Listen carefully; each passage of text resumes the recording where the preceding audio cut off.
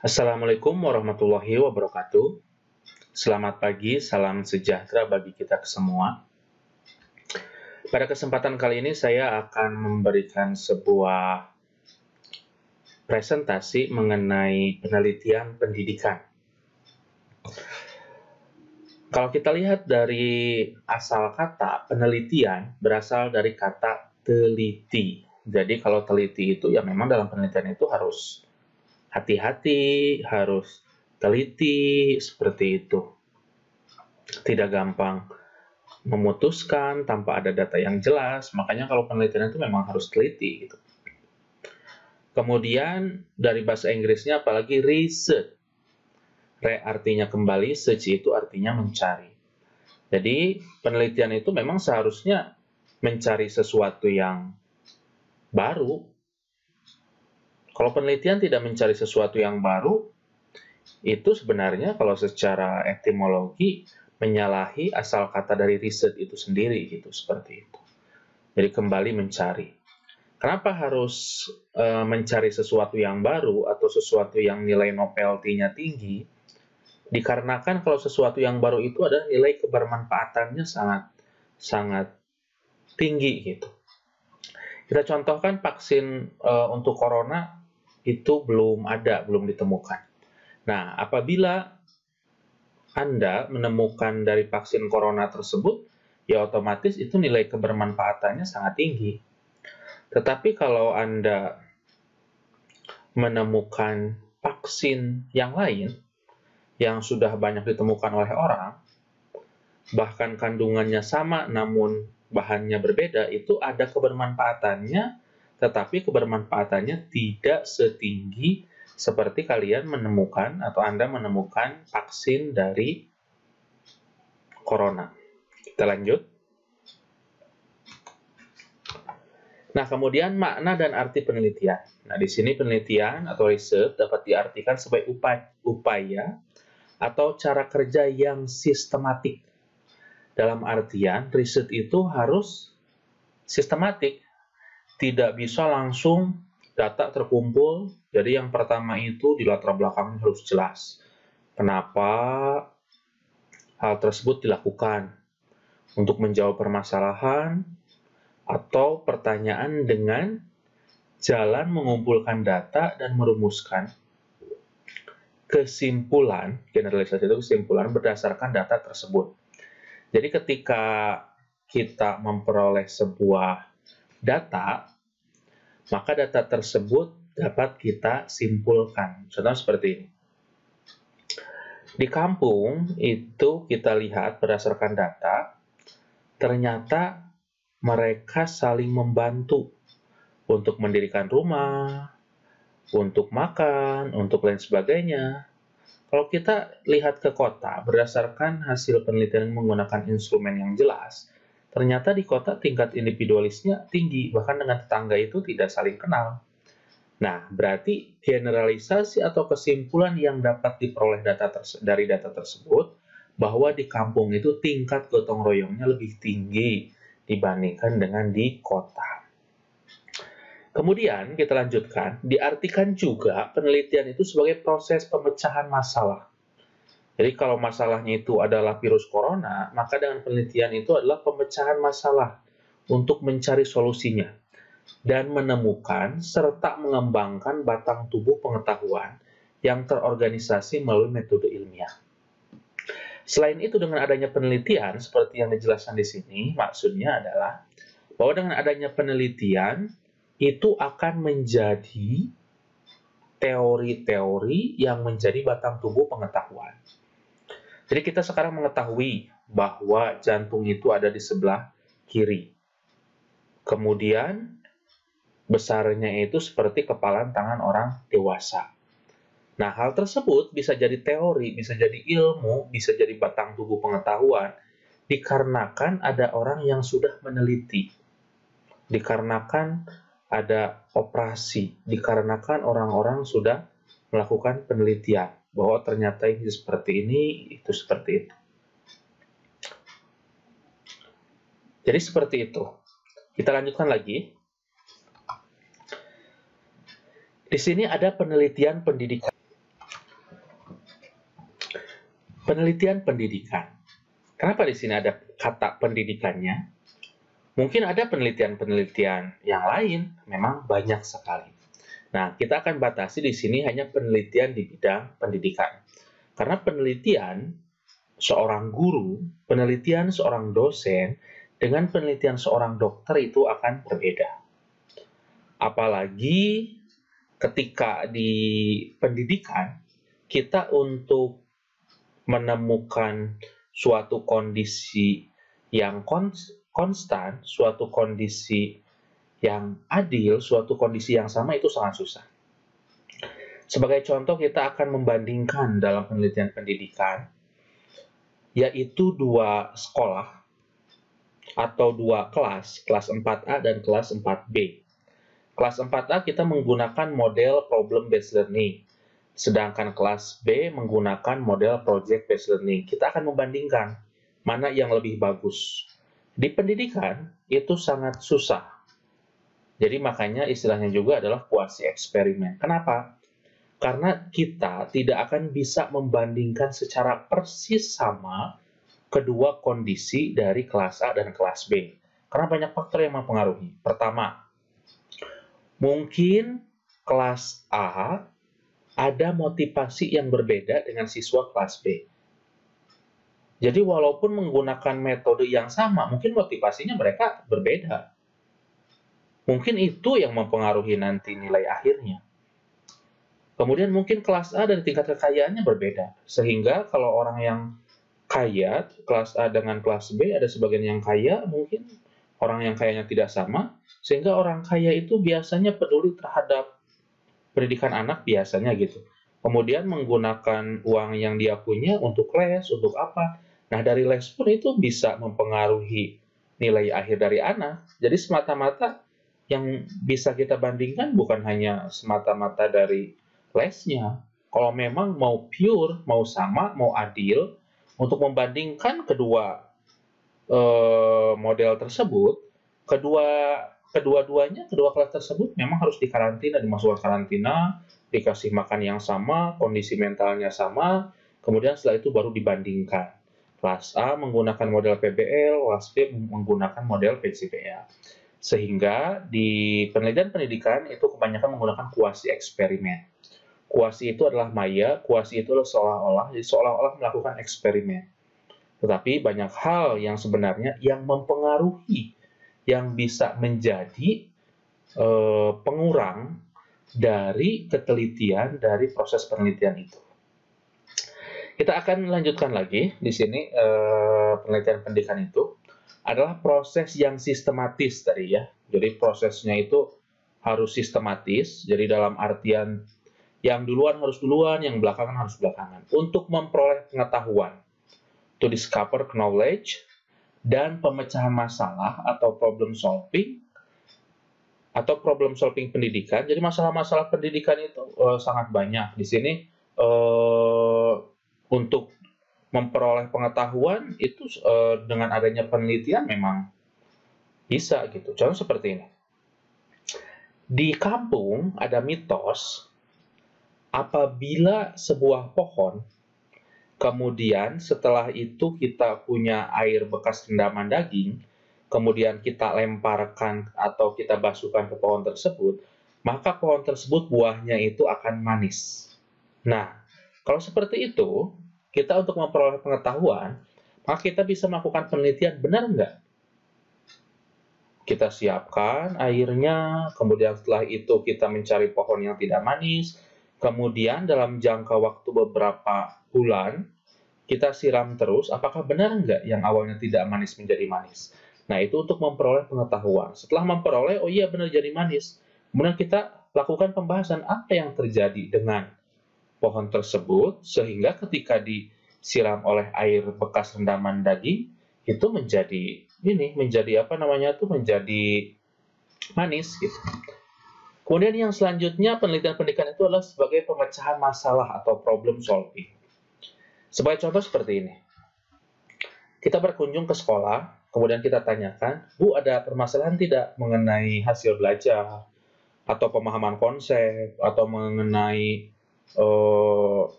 membaca, menulis, berhitung, seperti itu. Kemudian ketika kita tanya, ada Pak, permasalahannya apa? Yaitu permasalahannya siswa banyak sekali yang tidak bisa perhitungan bilangan bulat. Jadi perkalian, pembagian, bilangan bulat, seperti itu. Jadi mulai dari negatif, positif, seperti itu. Itu sangat susah katanya nilai yang kecil-kecil. Nah, sebagai salah satu bentuk pemecahan masalah, kita datang ke sana kemudian menawarkan solusi. Solusinya apakah menggunakan pendekatan, apakah menggunakan metode, apakah menggunakan model, tentunya sesuatu yang baru, yang inovatif sehingga permasalahan tersebut dapat selesai. Kita menawarkan solusi, oh ternyata untuk bisa penjumlahan bilangan bulat kita harus menggunakan model cooperative learning tipe STAD supaya semuanya saling melengkapi. Jadi student, team, achievement, division. Nanti ada anak yang sudah bisa, ada anak yang belum bisa, nanti diajari oleh anak yang sudah bisa. Karena biasanya kalau sesama anak beda dengan guru. Kalau dengan guru itu biasanya suka agak takut. Bisa saja seperti itu. Kemudian melalui metode ilmiah. Nah, si solusinya ini, solusi yang ditawarkan untuk anak yang tidak bisa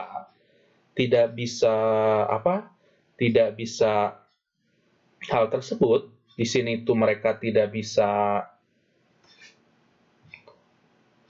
penjumlahan bilangan bulat atau operasi bilangan bulat, maka harus menggunakan metode ilmiah. Nah, penelitiannya harus menggunakan instrumen yang jelas. Kemudian solusinya menggunakan model cooperative learning tipe STAD, itu adalah solusi yang bukan trial and error. Bukan solusi yang mengada-ngada, bukan solusi yang hanya dugaan sementara, benar-benar dugaan sementara saja, tanpa ada dasar, tetapi solusinya memang harus terukur. Bagaimana untuk mengukur si solusi tersebut?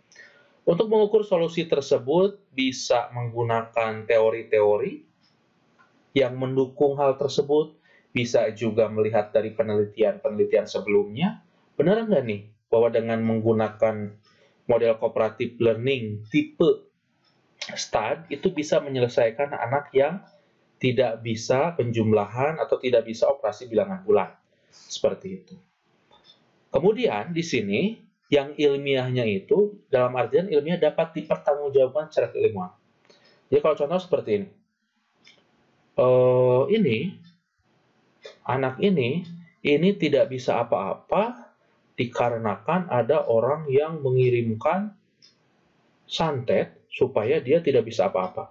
Nah, kalau yang seperti itu di dunia sains itu agak kurang bisa dibuktikan. Jadi buktinya itu harus benar-benar dapat ditelusuri dengan jelas, harus menggunakan metode ilmiah, harus dapat diuji berkali-kali, dilakukan lagi, dicoba lagi, seperti itu. Kemudian metode ilmiah itu baik dalam pengumpulan maupun analisis data. Jadi sebenarnya proses perubahan data itu ada beberapa hal yang harus kita perhatikan. Yang pertama dalam pengumpulan dan yang kedua dalam analisis data. Nah, sebenarnya langkahnya itu kita ada beberapa langkah. Langkahnya itu ada fakta, kita ubah menjadi data, data kita ubah menjadi informasi. Nah, fakta bisa berubah menjadi data itu dikumpulkan menggunakan instrumen. Nah, ketika proses pengumpulannya, itu bisa saja ada kesalahan kalau kita tidak teliti. Sebagai contoh seperti ini. Bapak adalah seorang guru. Kemudian saya itu akan menyuruh murid-murid saya untuk mencari kelereng yang ada di lapangan. Murid 1 mencari kelereng, murid 2 mencari kelereng, murid 3 mencari kelereng. Nah, kemudian saya itu akan menyuruh mereka untuk mencari kelereng, namun di tempat yang berbeda dengan jumlah kelereng yang sama. Kemudian saya sudah batasi kepada mereka, si A di lapang A, si B di lapang B, si C di lapang C. Gitu. Tapi dengan jumlah yang sama. Nah, mereka disuruh semuanya dalam satu waktu yang sama. Nah, itu adalah proses pengumpulan data. Kemudian, setelah itu, mereka dengan menggunakan instrumennya adalah mata mereka dengan menggunakan observasi. Nah, kemudian dengan menggunakan instrumen observasi dari mata mereka masing-masing, nah, anak yang satu, karena dia anaknya rajin, dia mencari di lapangan dengan menggunakan alat. Alatnya itu yaitu adalah batang pohon. Dia gali.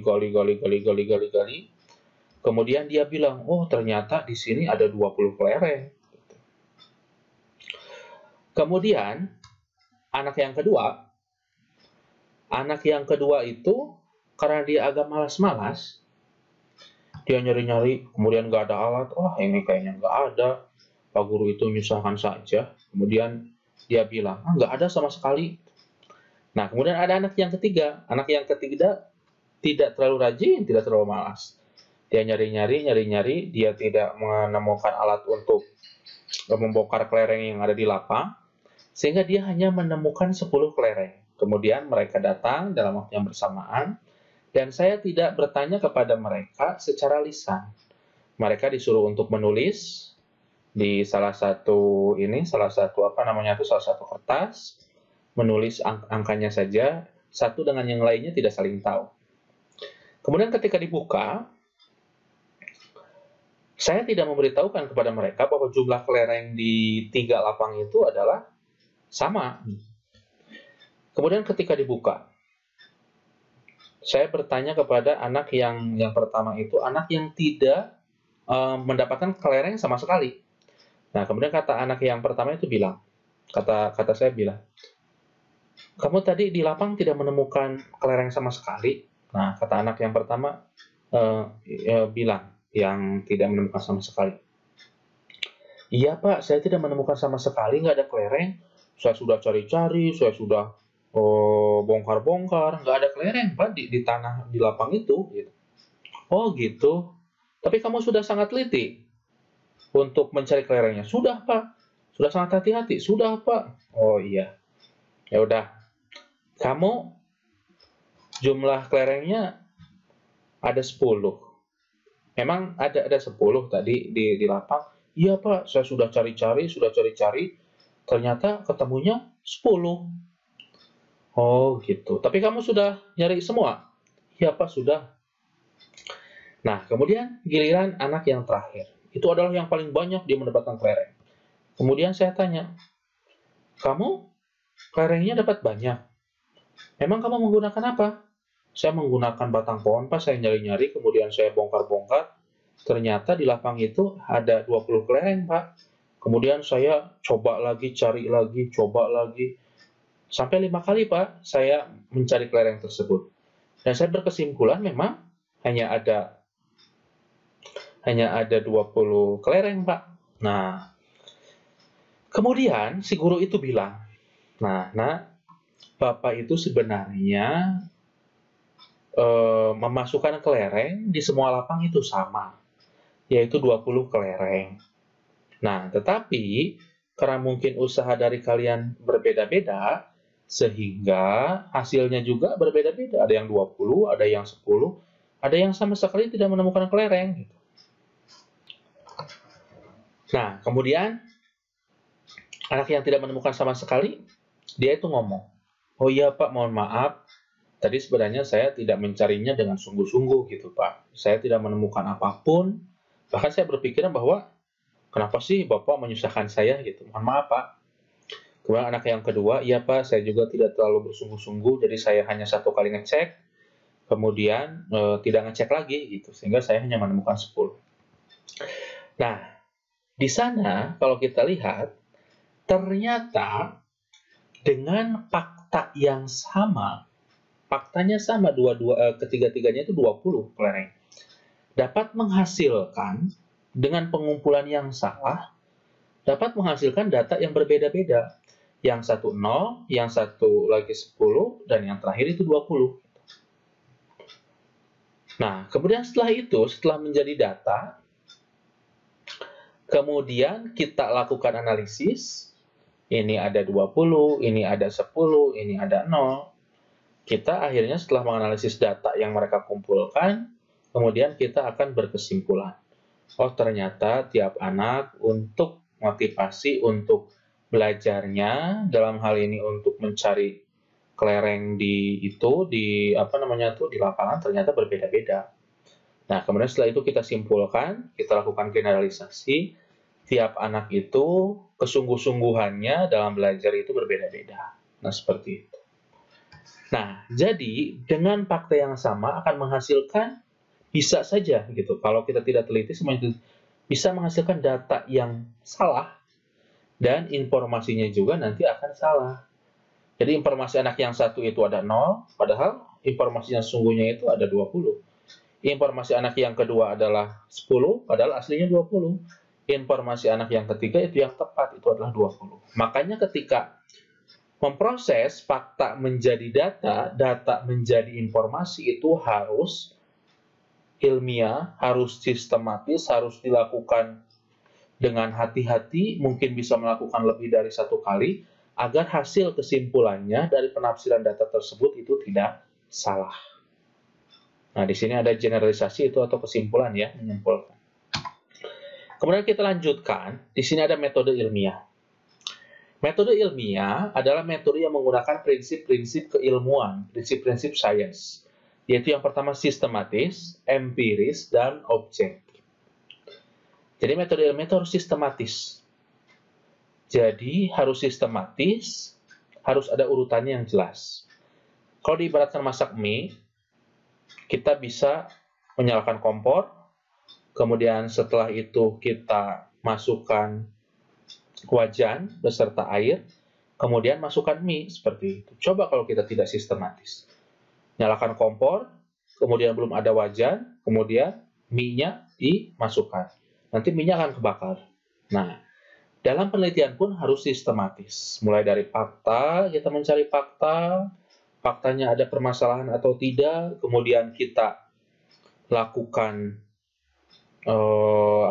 penelitian dengan menggunakan instrumen yang jelas, instrumen yang valid, instrumen yang sudah standar.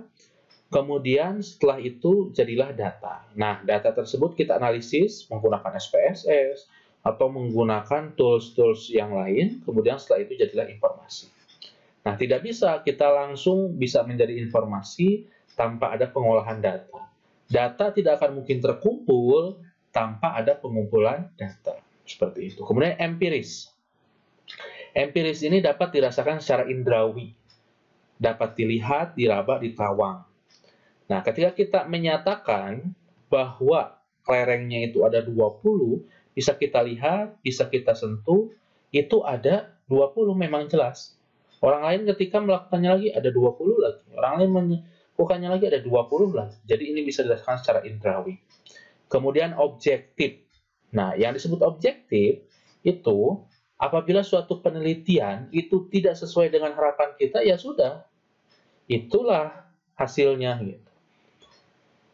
Jadi bisa diibaratkan ada perbedaan yang lumayan besar atau ada perbedaan saja antara Isaac Newton dengan Albert Einstein.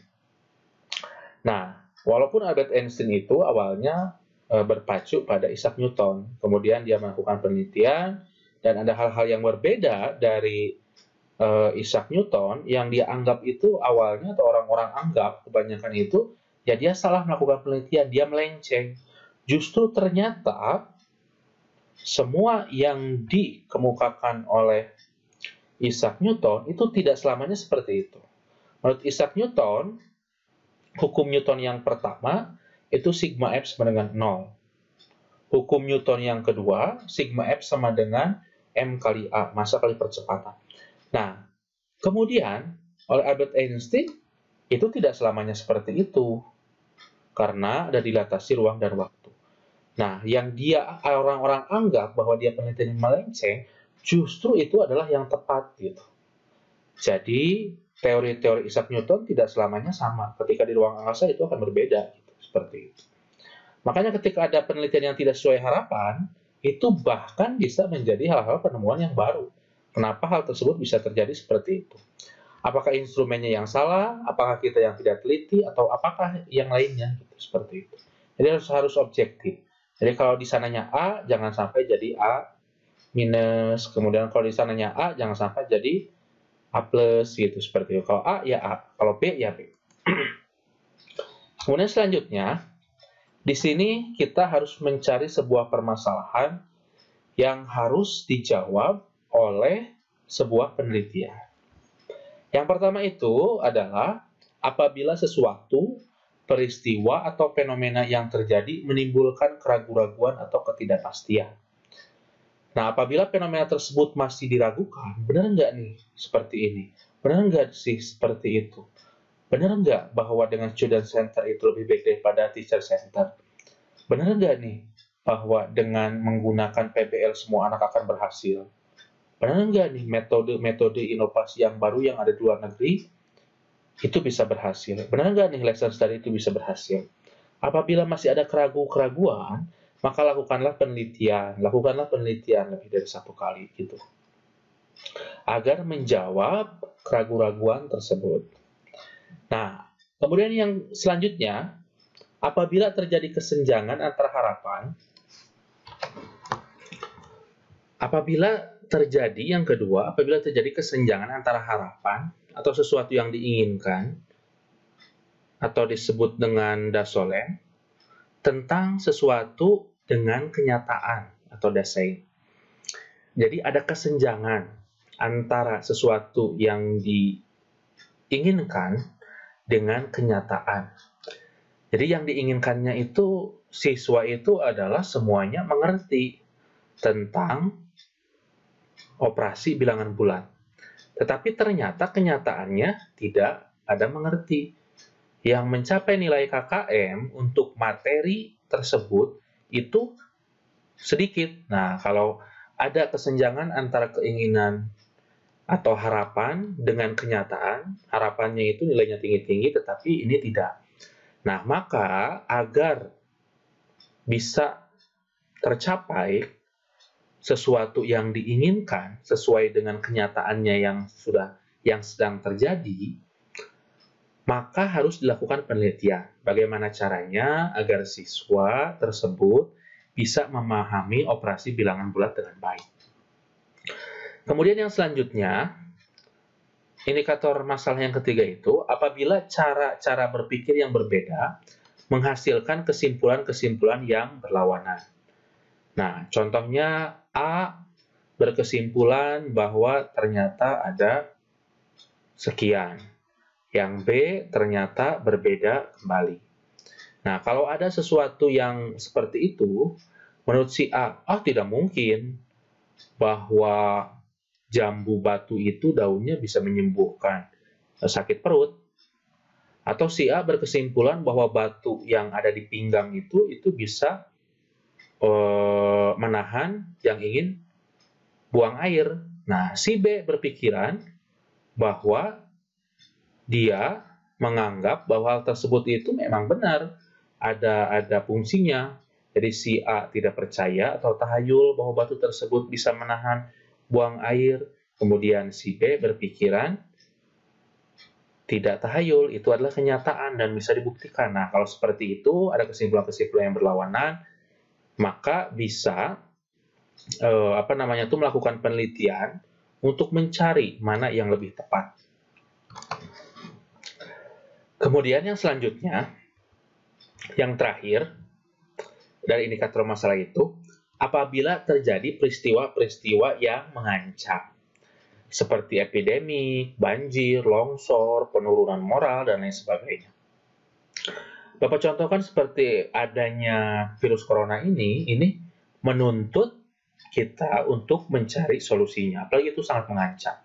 Kemudian ada penurunan moral, ada anak yang berhubungan badan dengan ibunya, ada ibu dengan kakeknya. Oh, pokoknya banyak penurunan moral seperti itu.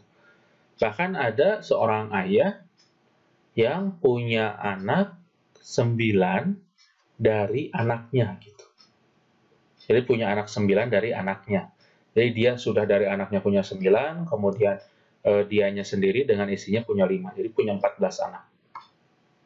Jadi sebenarnya dia itu bingungnya itu adalah 5 anak dan 9 cucu. Tapi cucunya juga dia adalah sebagai anak gitu. Nah, itu yang sangat membingungkan. Jadi selama 15 tahun ayahnya itu melakukan hubungan dengan anaknya. Nah, kalau ada dekadensi moral seperti ini dan ini pasti akan mengancam keberlanjutan bangsa kita ke depannya, maka hal tersebut harus dilakukan penelitian. Kenapa bisa seperti itu? Apa yang terjadi? Kemudian bagaimana solusinya agar hal tersebut tidak kembali terjadi. Kita lanjutkan. Di sini ada peta masalah pendidikan. Ada tentang sarana, ada tentang masukan lain di sini, masukan lingkungan, kemudian menjadi proses, kemudian menjadi keluaran, kemudian di sini ada pengaruh, kemudian di sini ada mentahnya, seperti itu. Nah, maksudnya di sini masukan lingkungan. Nah, di sini dari pengaruh ini masuk lagi ke lingkungan. Nah, di sini dari masukan lingkungan itu ada 2. Ada masukan sarana, kemudian ada masukan lain, kemudian dari masukan lain ini bisa menjadi keluaran. Kemudian dari lingkungan juga bisa menjadikan proses. Kemudian dari masukan lingkungan juga bisa masukan mentah, seperti itu. Dari keluaran ini bisa menjadi pengaruh. Nah, supaya bisa memahami tentang peta masalah pendidikan, baik itu dari segi prosesnya, dari segi sarananya, dari segi inputnya, kemudian kembali lagi ke lingkungan, contoh seperti ini. Dari sarana saja. Apakah di Indonesia sudah sangat memadai? Ada sebagian yang belum. Kemudian dari masukan mentah. Apakah yang masuk ke sekolah tersebut sudah bibit-bibit unggul? Karena Bapak pernah ngobrol-ngobrol dengan salah satu sekolah favorit di Bandung.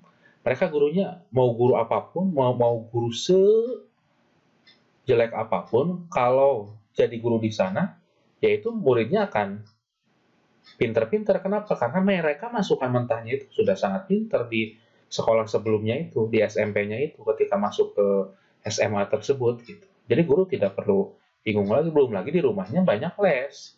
Ya udah gitu.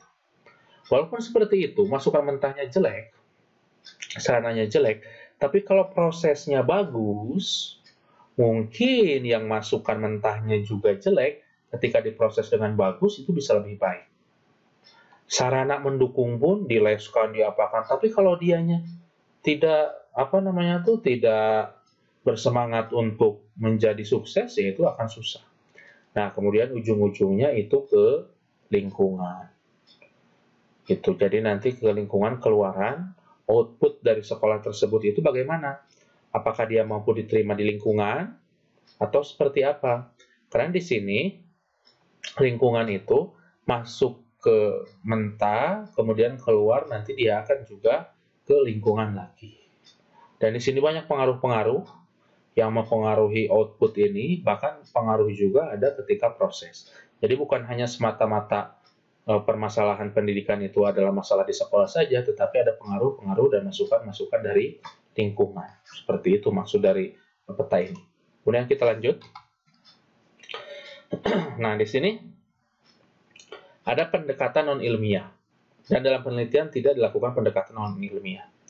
Pendekatan non-ilmiah yaitu menggunakan cara-cara dogmatis berdasarkan kepercayaan atau keyakinan tertentu. Jadi itu kalau tidak ada dasarnya, contohnya seperti ini.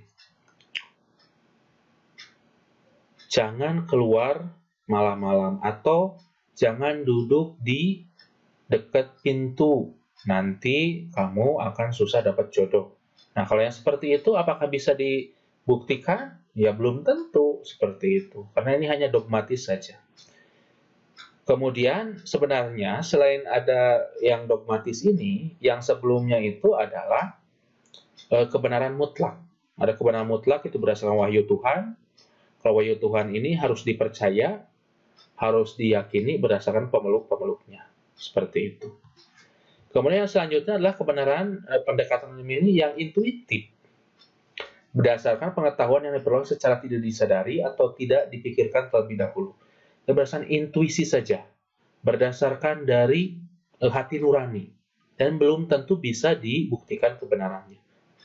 Jadi kadang benar, kadang tidak. Kemudian ada pendekatan ilmiah di sini adalah spekulatif, coba-coba, trial and error, terkaan, untung-untungan yang temuannya bersifat kebetulan. Contoh seperti ini. Saya mau menggunakan metode penelitian atau model pembelajaran project based learning.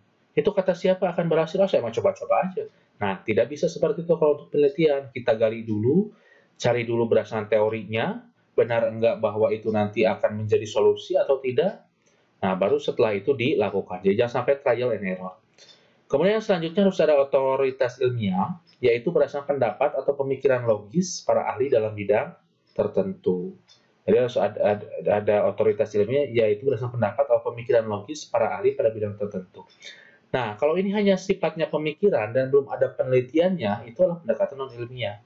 Jadi otoritas ilmiah tersebut ketika mengumumkan, ketika mempublikasikan, ketika memberikan berita tentang suatu hal, itu harus berdasarkan kajian, harus berdasarkan penelitian yang jelas dan dapat dipertanggungjawabkan. Jangan sampai hanya common sense saja, jangan sampai hanya pemikiran logis di pikiran saja tanpa dibuktikan secara empiris. Kita akan kaji dari masalah-masalah pendidikan. Yang pertama itu ada komponen raw inputnya, yaitu diantaranya karakteristik pribadi peserta didik, siswa, mahasiswa, seperti kecerdasan, kemudian motivasi belajar, kemampuan berkonsentrasi dalam belajar, kebiasaan belajar, dan sikap belajar. Nah, ini raw inputnya, tapi motivasi belajar di sini adalah motivasi belajar intrinsik. Kemudian kecerdasan ini adalah tingkat penghafalan yang sudah diwariskan. Ini komponen inputnya. Kemudian ada komponen instrumental input, seperti karakteristik pribadi guru, kurikulum, dan sumber belajar. Karena ini adalah karakteristik dari instrumental input. Nah, ini instrumental untuk nanti input ini ketika prosesnya bagus adalah ini. Karakteristik pribadi guru, bagaimana guru yang menjadi among untuk siswa-siswanya, gitu seperti itu. Menggunakan kurikulum yang bagus, seperti itu.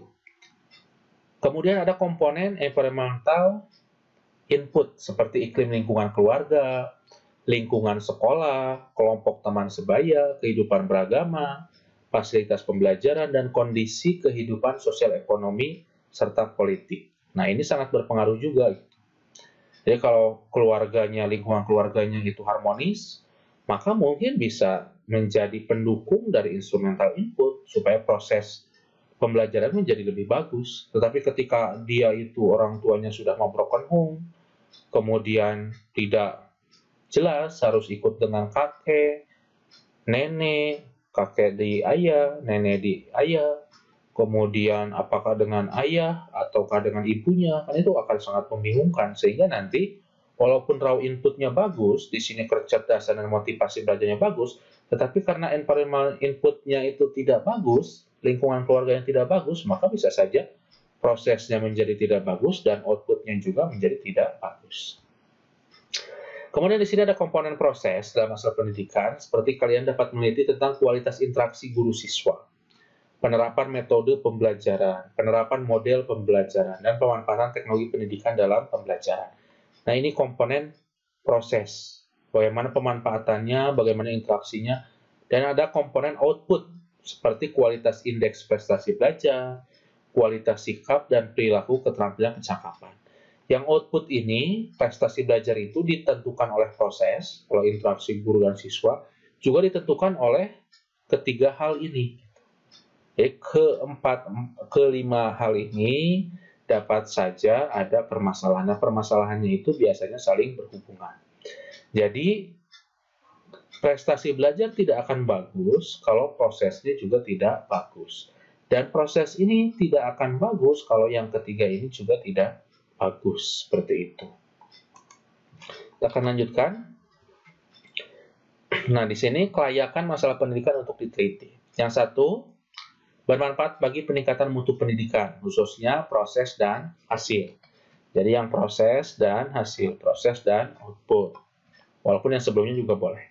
Mengandung nilai-nilai keilmuan dan pengetahuan ilmiah, tersedia data atau informasi di lapangan. Jadi datanya itu di lapangan itu sudah jelas, sudah ada.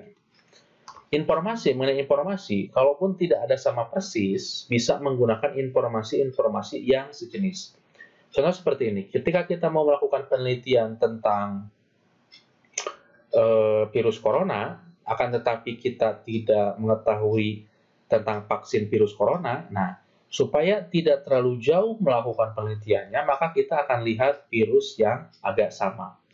Oh, contohnya virus MERS, virus flu burung, kemudian virus flu babi, oh itu hampir sama strukturnya.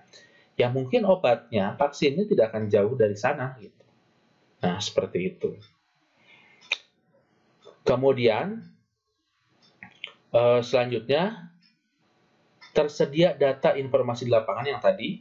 Jadi tidak hanya harus ke hal tersebut, tetapi juga bisa yang mendekati. Kemudian datanya mudah diukur, diolah, dan ditafsir. Kemudian, peneliti memiliki kemampuan untuk menelitinya. Jadi ketika di daerah konflik melakukan penelitian susah, ya jangan dilakukan hal tersebut gitu. Lebih baik menyelamatkan diri seperti itu. Kemudian, kita akan lanjut ke tujuan penelitian. Penelitian itu untuk apa sih? Jadi apakah ada tujuannya? Jadi kalau kalian mengetahui tentang tujuan pendidikan, atau Bapak Ibu mengetahui tentang tujuan penelitian, itu akan jelas. Jadi tujuannya untuk apa? Tujuannya apa sih dengan memahami penelitian ini supaya untuk apa sih? Nah, kalau seperti itu nanti bisa untuk ketika sudah tahu tujuannya, maka akan lebih maksimal lagi ketika melakukan penelitiannya karena kita sudah tahu tujuannya. Ibarat hidup, kalau tidak tahu tujuannya, ya kita akan kelimpungan seperti itu. Nah, tujuan penelitian adalah bertujuan untuk memperoleh pengetahuan, pemecahan masalah atau rumusan teori-teori baru. Jadi ada memperoleh pengetahuan, pemecahan masalah atau rumusan teori-teori baru. Jadi masalah-masalah yang ada di kita itu sangat banyak. Nah, contohnya seperti ini. Waktu untuk anak-anak milenial, orang-orang milenial itu adalah sangat penting. Kemudian, untuk nyetrika dulu itu, kita itu harus memanaskan dulu arang, kemudian arangnya dikipas-kipas, kemudian setelah itu asapnya disuruh untuk pergi dulu, baru setelah itu adalah melakukan setrika, menyetrika. Nah, itu akan sangat lama. Nah, itu jadi permasalahan. Kemudian ada lagi permasalahannya, yaitu waktu juga sangat sedikit, kemudian untuk masak tidak bisa fokus seperti dulu. Jadi kalau dulu itu kita mau masak nasi itu harus ditunggu, kemudian setelah itu jangan sampai kering airnya, kemudian setelah itu jangan lupa dimatikan kompornya, kalau tidak nanti akan gosong. Nah, kemudian apakah ada solusinya untuk kedua hal tersebut? Oh, ternyata ada. Karena ada pemecahan masalah, itu adalah sebuah masalah. Jadi bagaimana caranya dengan waktu yang sedikit bisa menyelesaikan berbagai pekerjaan. Oh, ternyata dibuatlah untuk peranak nasi itu rice cooker. Bisa kita tinggalkan. Kemudian untuk menyetrika itu adalah setrikaan listrik, sehingga tidak ribet seperti yang tadi. Sehingga waktu bisa efektif dan efisien. Nah, itu sudah menjadi sebuah pemecahan masalah, dan bahkan menjadi rumusan teori-teori baru. Jadi banyak hal, banyak teori yang bisa kita dapatkan dari rice cooker. Jadi bagaimana caranya ketika dia sudah matang langsung mati menjadi hijau yang awalnya merah. Nah, itu juga menjadi rumusan-rumusan teori yang baru. Kemudian selanjutnya, tujuan penelitian itu dari segi prosesnya, tadi hasilnya, dari segi prosesnya. Yang pertama itu mengindra, mendeskripsikan, memberikan dan menggambarkan secara jelas dan cermat tentang data atau fakta dari permasalahan yang diteliti. Jadi bisa mendeskripsikan data dari fakta permasalahan yang diteliti. Jadi dengan adanya penelitian kita bisa tahu, oh ternyata kenapa siswa-siswa ini hasil belajarnya jelek gitu. Oh, ini terjadi dikarenakan satu, metode yang digunakan kurang bervariatif. Model yang digunakan kurang bervariatif. Metode yang digunakan kurang inovatif. Kemudian media yang digunakan kurang kekinian. Nah, seperti itu. Kemudian yang kedua, dapat menerangkan kondisi atau faktor-faktor yang mendasari atau melatar belakangi terjadi sebuah masalah. Jadi kita dengan adanya penelitian bisa tahu masalah kuncinya itu seperti apa. Jadi masalah intinya, masalah dasarnya, akar masalahnya itu seperti apa bisa ketahuan. Kemudian yang selanjutnya, menyusun atau merumuskan teori-teori hukum-hukum mengenai hubungan antar faktor yang satu dengan yang lainnya atau peristiwa yang satu dengan peristiwa yang lainnya. Jadi dengan adanya penelitian kita bisa tahu, oh ternyata kalau orang tuanya pendidikannya S2, nanti anaknya akan pintar atau tidak. Orang tuanya pendidikannya S3, anaknya seperti apa. Orang tuanya pendidikannya hanya SD, dia seperti apa. Contohnya seperti itu. Bisa menyusun hubungan antara satu peristiwa dengan peristiwa yang lainnya, atau antara satu kondisi dengan kondisi yang lainnya. Bisa membuat prediksi, estimasi, atau proyeksi mengenai peristiwa-peristiwa yang akan terjadi atau gejala-gejala yang bakal muncul. Dengan adanya penelitian, ketika kita mengetahui sejauh mana kebobrokan atau sejauh mana dekadensi moral, maka itu akan bisa menjadi prediksi. Ini nanti ke depannya akan seperti apa? Ini ke depannya akan bagaimana? Ini ke depannya apakah mereka akan seperti apa? Dengan adanya penelitian maka akan jelas. Kemudian selanjutnya, mengendalikan peristiwa-peristiwa atau gejala-gejala berdasarkan temuan-temuan yang diperoleh.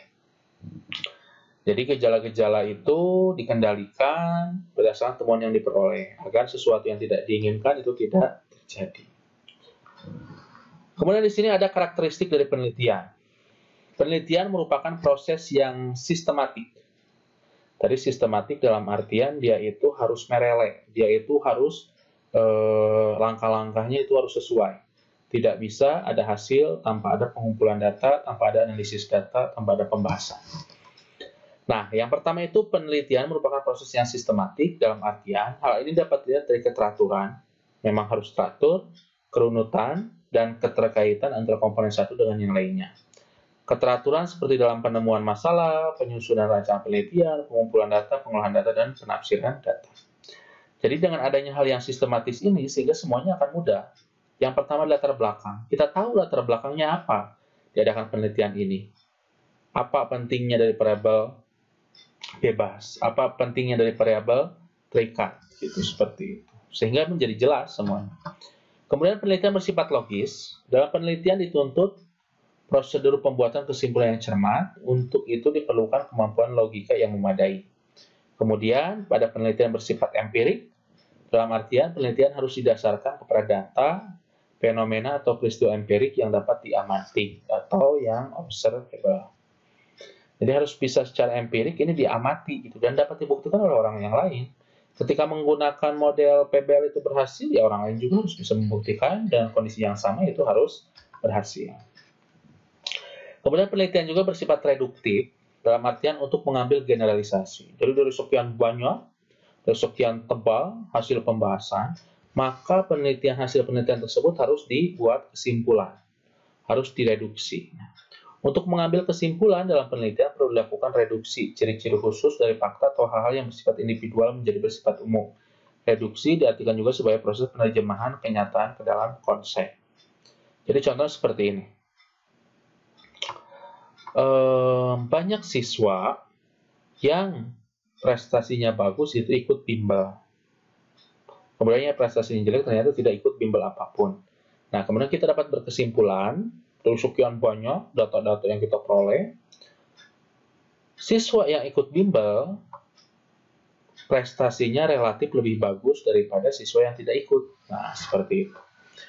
Kemudian penelitian harus bersifat replikatif, dapat diulang, atau transmittable, dapat dialihkan. Hasil penelitian pada umumnya dicatat secara lengkap, baik masalah, prosedur, maupun hasilnya. Oleh karena itu, penelitian dapat dikaji ulang baik oleh peneliti yang sama maupun oleh peneliti yang lain. Dan kesimpulannya harus tidak jauh beda gitu. Kemudian penelitian harus bersifat objektif. Dalam artian adalah bahwa penelitian harus berusaha menghilangkan. Kemudian selanjutnya adalah klasifikasi jenis penelitian. Yang pertama itu dilihat dari sudut data yang diperoleh, penelitian dapat dikelompokkan ke dalam penelitian kuantitatif dan penelitian kualitatif. Jadi, seperti yang sudah dibahas sebelumnya, penelitian itu ada penelitian kuantitatif dan ada penelitian kualitatif, gitu seperti itu. Dengan perbedaan-perbedaan yang jelas, nanti kita akan bahas selanjutnya. Kemudian penelitian dari sudut penerapan hasil, penelitian dapat dikelompokkan ke dalam penelitian dasar dan penelitian terapan. Jadi hasilnya itu apakah sebagai dasar untuk penelitian terapan atau hasilnya itu bisa langsung diterapkan, gitu seperti itu. Jadi kalau penelitian dasar biasanya menghasilkan sebuah teori-teori yang dapat digunakan untuk penelitian terapan. Kemudian yang ketiga, dilihat dari sudut proses atau metode, penelitian dapat dikelompokkan ke dalam penelitian historis, deskriptif, eksperimen, korelasional, tindakan, kemudian kasus, studi kasus, dan perkembangan. Nanti kita akan bahas selanjutnya. Mungkin untuk kali ini, yang pertama itu cukupkan sekian. Terima kasih atas perhatiannya. Mudah-mudahan ilmunya dapat bermanfaat. Dan jangan lupa untuk melakukan subscribe di channel ini. Terima kasih. Assalamualaikum warahmatullahi wabarakatuh.